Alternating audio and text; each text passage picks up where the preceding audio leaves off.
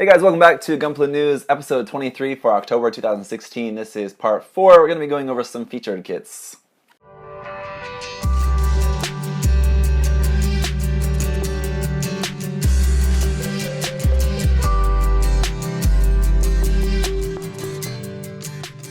So as I said previously, I skipped the third-party section of this month's episode because I didn't really have anything to share with you guys, but if you did want to go back and see the previous sections of this month's episode, you can watch it all on a playlist or just whatever episode or whatever parts of the episode you're interested in.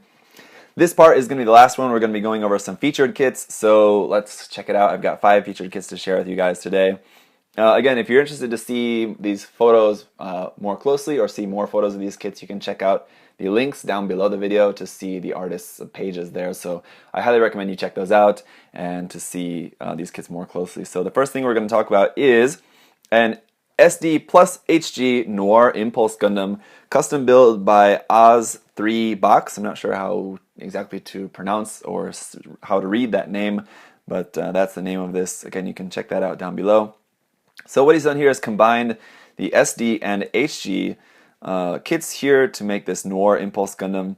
And we're seeing quite a lot of these recently, especially out of Japan, where they're doing this kind of style of mixing like a SD head onto like HG like kind of body and like doing some proportion changes as well. And I've featured I think at least 1 or 2 of these already before, but I really like these and I really love that we're seeing a lot of these coming out recently.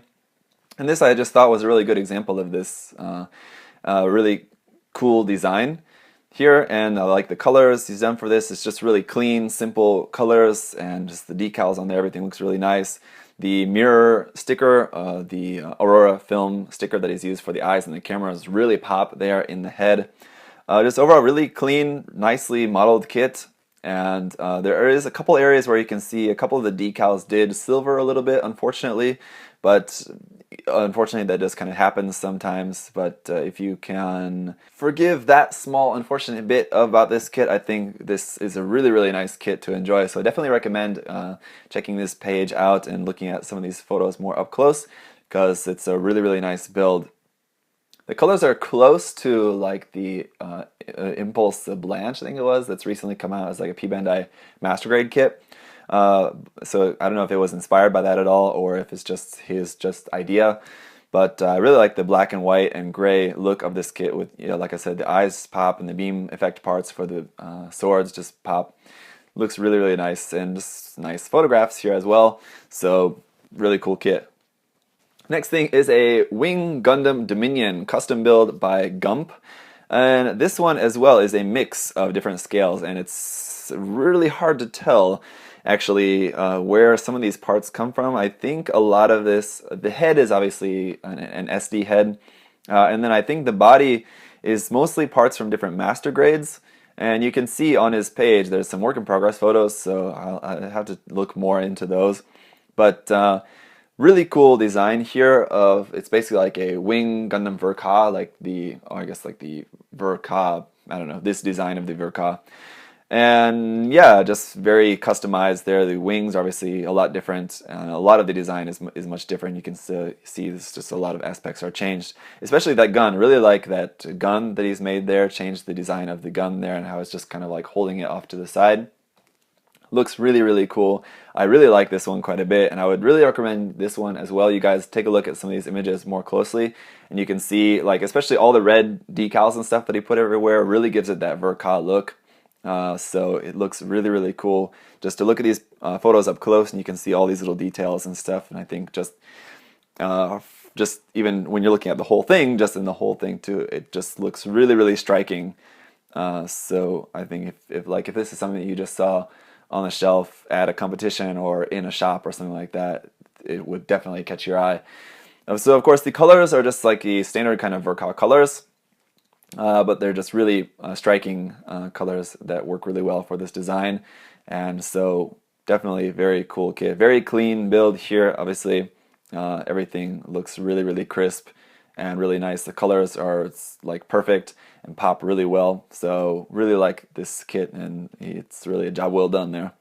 Next one here is the MG Next one here is a master grade Gundam Double X Rexceed custom build by Sera. This is a kind of similar style where it's a kit bash. It's a mix of a couple different kits here, but now it doesn't have the SD head.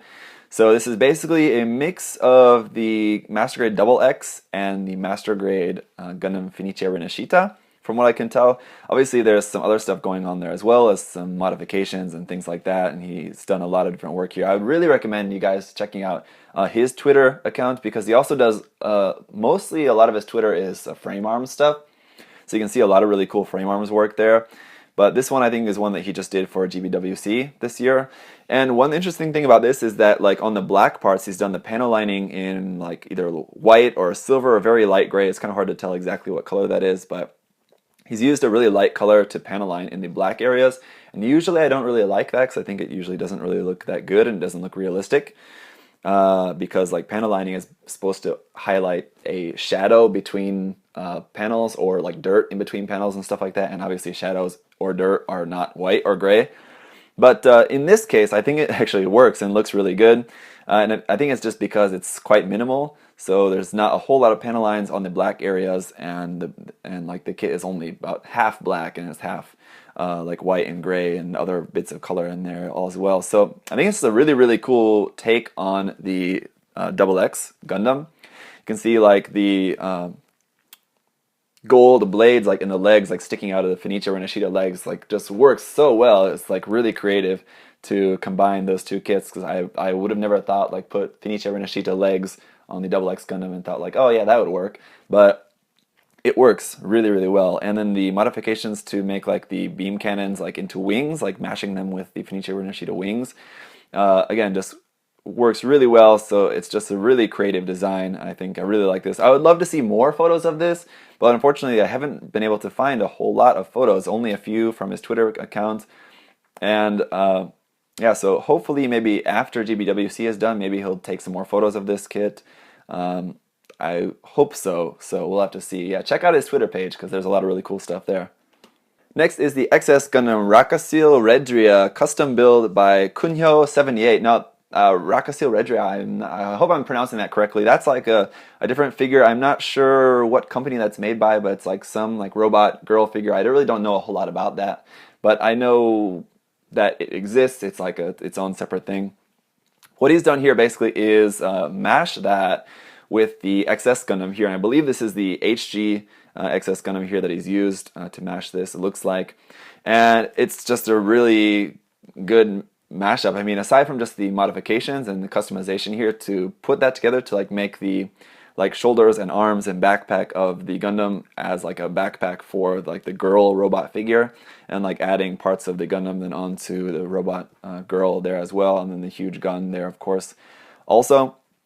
That all works really well, but aside from just all that customization and modification, then just the painting looks really well as well. I really like the kind of like dulled colors, kind of muted colors there, and then just like the red eyes, and then just like the reds just really pop in there, and the yellow there as well. And just the weathering is really good on this. It's obviously weather, but it's not really extreme weathering. So these as well as just pictures that you really have to look at up close, and then like all the decals on there are all really nicely done, and just I would love to be able to see this kit in person and just like be able to look like all around the design and just really check it out, because it's such a cool like mashup and idea here of just combining these two together, and it works so well. And it works so well that I've actually decided to not only share this build, but I have another build from the same guy in the same kind of style. Here, this is the Zeong Racaseal Redria custom build, also by the same guy, Kunhyo78.